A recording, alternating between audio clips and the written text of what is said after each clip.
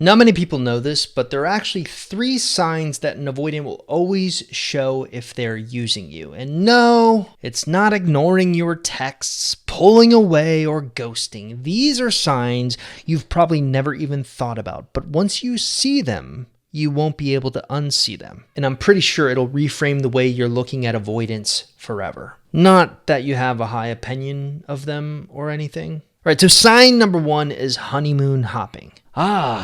The honeymoon period. That magical time in a relationship where everything is perfect and your partner can do no wrong.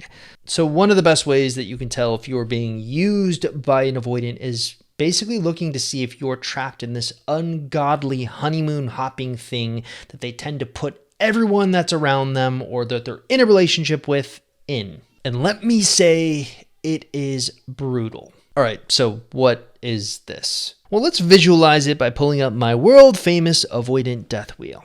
Now, on this thing, you'll find that the honeymoon period is located right here, stage 2, the I found someone, my troubles are over stage. If an avoidant had their way, they'd stay in the honeymoon period, stage 2 forever, because it's kind of perfect for them. They get the highs of connection, affection, and excitement without the burden of emotional vulnerability or commitment. Think of it like the ultimate safe zone. But the honeymoon period doesn't last forever. Now, you're going to find all sorts of conflicting research about how long the honeymoon period is supposed to last. The Cleveland Clinic says the honeymoon period can last for weeks, months, or in some cases years. One May 2015 study published in Prevention Science estimated that the honeymoon period phase lasts for 30 months, or about 2.5 years. In another 2015 study out of the New York University, researchers found the honeymoon phase can also last up to 30 months. That's, again, 2.5 years. Ultimately, though, the length varies. But one of the reasons it may vary is because if you're in a relationship with an avoidant, the avoidant isn't going to consider the honeymoon phase over until you start asking the big life questions. And take a look at what happened to this Redditor when at the 6-month mark, she started to ask the big life questions. Where would we live? Would we get married? How did he feel about kids? And I never got a clear answer. I got, we'll figure that out. And 3 years later, we hadn't. Let's take a look at our avoidant death wheel again. So we know that the honeymoon period is here, stage 2. Look right below it. Stage 3, I'm noticing some worrying things. More often than not, these worrying things always have something to do with their partner wanting a deeper commitment or their perceived threat of a deeper commitment happening. And really for an avoidant, this signals that it might be time to start jumping the sinking ship. So they break up with you, ghost you, whatever. Here's the part that no one talks about. There's actually a second honeymoon period that they go through. Look at stage 6. This is the I am so happy that I left stage. They relish the peace, the lack of emotional expectations, and the control they've reclaimed. It's like a victory lap. The second honeymoon period. And here's the kicker. It doesn't last as long as the first one. Why? Because soon enough, the toll of loneliness sets in. The freedom that felt so liberating starts to feel hollow, and before they know it, they're right back where they started, feeling empty, wondering why this always happens to them. I believe that every avoidant lives for these honeymoon periods. It's the one thing that keeps them hooked in relationships, not the emotional connection. It's the thrill of the honeymoon period. And here's the kicker. They get 2 in every relationship. The main one with their partner where everything is new, exciting, and perfect. Then, when that inevitably starts to fall apart, they break things off and enter their mini honeymoon. This time with themselves. That blissful moment of independence where they feel free and unburdened by anyone else's emotional needs. This constant hopping from relationship to relationship isn't about finding love or connection. It's about chasing that high of the honeymoon. They're not interested in working through the tough, messy middle of a relationship. They're addicted to the rush at the beginning and the relief of the end. So they keep repeating the cycle, never realizing that they're actually kind of stuck in this endless loop of temporary highs, always searching for the next honeymoon, but never truly satisfied. But how does that constitute an avoidant using you? I mean, that's what you're here to figure out, right? That's why you clicked on this video. Well, perhaps that's the greatest irony. Avoidants are actually incredibly lonely. Beneath all the emotional distance and the walls they put up, they're craving connection just like everyone else. But instead of letting themselves be vulnerable and working through those emotions, they use the honeymoon period in relationships to mask their loneliness. For them, the thrill of the honeymoon, where everything is so perfect, serves as a temporary fix. It's a band-aid that they use to cover up their loneliness, that they're too afraid to admit or even confront. In that sense, they're using you to fill an emotional void. And when the relationship starts to demand more, when real intimacy is required, they cut and run, only to repeat the cycle again with someone else or in that brief honeymoon period they have with themselves. And that leads me to the next sign. Sign number 2, the iceberg theory. Avoidants are like icebergs. What you see on the surface is just really a fraction of what's really going on underneath. Here's the thing. Just because you don't see them expressing emotions the way you'd expect doesn't mean they're not feeling anything. Avoidants often have intense emotions, particularly anxiety, but they've learned to suppress them. As children, they learned that expressing any kind of anxiety was useless or a sign of weakness. So now, as you can imagine, as adults, they kind of reject any kind of vulnerability outright. Lately on this channel, I've been talking a lot about this concept of a magician's cloak, which is just another fancy word for the performative facade that the avoidants believe they need to put up in order to blend into society. Here's the truth. The longer they wear this cloak, the more of a burden it becomes. It's heavy, constantly having to hide their emotions and project a persona that doesn't reflect what's really going on beneath the surface. And it takes a toll. They're not just keeping others in the dark. They're also keeping themselves disconnected from their own feelings. Over time, the cloak starts to crack. The weight of unprocessed emotions, anxiety, fear, loneliness builds up until it becomes impossible to hold everything together. And those cracks show in subtle ways. Emotional outbursts, sudden withdrawals, or even feelings of deep dissatisfaction with life or relationships. The facade they've been maintaining begins to fall apart. But instead of confronting what's really happening under the surface, they often double down on their avoidance, retreating even further into that false sense of security, using you and others as emotional shields to delay the inevitable reckoning with their own vulnerability. So while that may seem cold and detached, remember, that's just the surface. Underneath, they're carrying a lot more weight than they're letting on.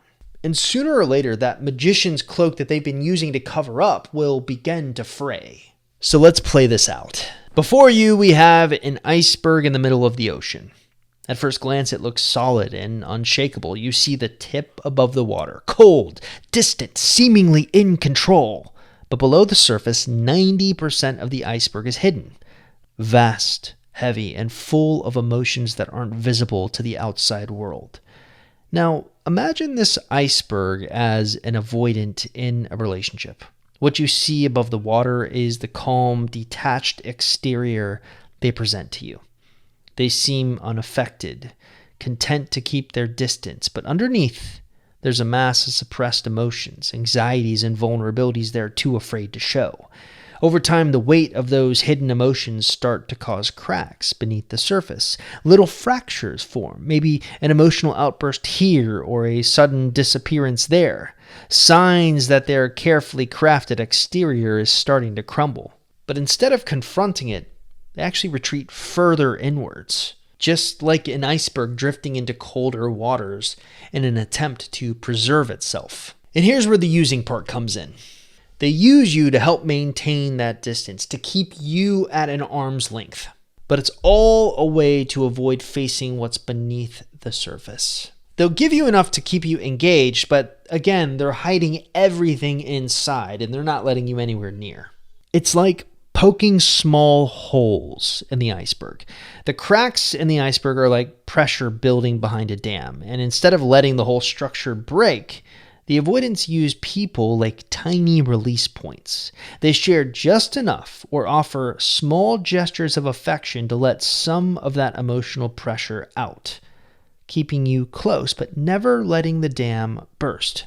This way, they're able to prevent a complete emotional collapse, but they get to still kind of keep something for themselves, that internal part of themselves that they're a little embarrassed about and don't want you anywhere near.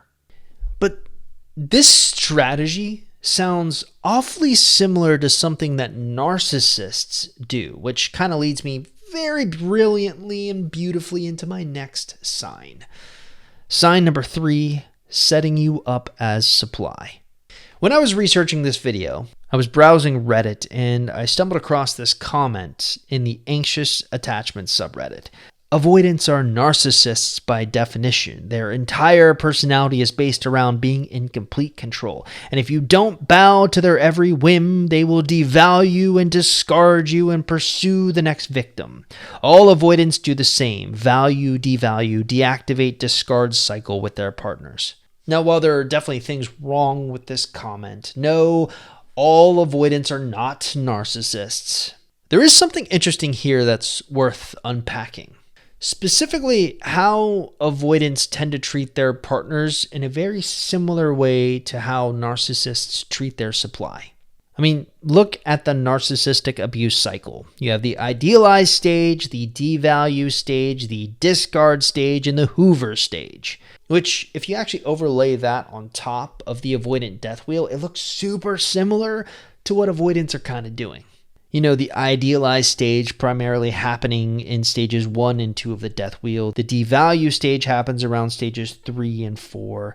The discard stage happens around 5, and the Hoover stage happening with stages 7, 8, and the revolution back to 1. Avoidance may not be driven by ego the same way a narcissist is, but they do exhibit a very similar pattern. They often draw you in just enough to meet your emotional needs, then push you away when it feels too close, what's known as deactivation. They aren't necessarily doing it to devalue you the way a narcissist would, but rather to maintain their emotional control and protect themselves from vulnerability. It creates a cycle that, for the victim, can feel a lot like being used, very similar to how a narcissist's supply often feels used. Now, what I'm about to say next is my own opinion, so just take it with a complete grain of salt. I think avoidants operate similar to narcissists in that they view people as supply. When we talk about narcissists, we often hear about this concept of narcissistic supply, how they use people to inflate their ego. But for avoidants, the supply they seek isn't about ego or power. It's actually about emotional distance and control. Avoidants use people to maintain a sense of emotional safety. Here's how it works. Avoidants crave connection on a deep human level like everyone else, but they fear the vulnerability that comes with it. To keep that fear at bay, they engage in a kind of push-pull dynamic with their partners. They'll let you in just enough to keep the relationship going, to feel the comfort of companionship, but then they pull away when things get too close or when you start asking for more emotional investment. This cycle where they pull you in and then push you away gives them a sense of supply. They get to avoid true vulnerability while still reaping the benefits of a relationship, whether that's physical intimacy, emotional support, or simply the comfort of knowing someone is there for them. In a sense, they use you to maintain their emotional fortress. Very similar to how narcissists use their supply to maintain their fragile egos. And just like with narcissistic supply, when that specific supply doesn't really have a use for them anymore, they deactivate and discard it. This doesn't always mean a dramatic breakup for an avoidant. Sometimes it's just emotional stonewalling, withdrawing, or ghosting. But the result is the same. They pull away and retreat into their shell, leaving their partner confused, hurt, and searching for answers. So while avoidance may not be manipulating people the same way a narcissist does, they're still using people to keep their emotional distance intact. They're getting what they need to feel safe, whether that's love, attention, or even just companionship, without ever allowing themselves to fully be vulnerable or emotionally open. And that's how they turn people into supply, like a narcissist. Now, make no mistake about this. I'm not somehow saying that, hey, you're avoidant supply. You're better than narcissistic supply. No, both suck. Both are horrible. And quite frankly, it's toxic, no matter how you look at it. Whether you're dealing with a narcissist or an avoidant, the result is the same. You're stuck in a cycle where your needs are secondary to their emotional avoidance or control. And it's important that if you recognize you're trapped in this cycle, you need to get out. You deserve a relationship where you're valued for who you are, where your emotional needs are met, and where you're not just being used to fulfill someone else's need for control or distance. Staying in the dynamics that you're currently in will just lead to more pain and frustration. Now, that may be a hard thing for you to hear, especially if you came to this channel or you clicked on this video desperate to learn how you can get this avoidant person back into your life. But here's the way I look at it. Anyone who's searching online to get an ex or an avoidant back is usually doing so from a place of desperation. You're probably feeling lost, hurt, or clinging to the hope that if you just find the right strategy or play the right game, you can make things work. And I get it. When you're in that emotional space, it's hard to think clearly.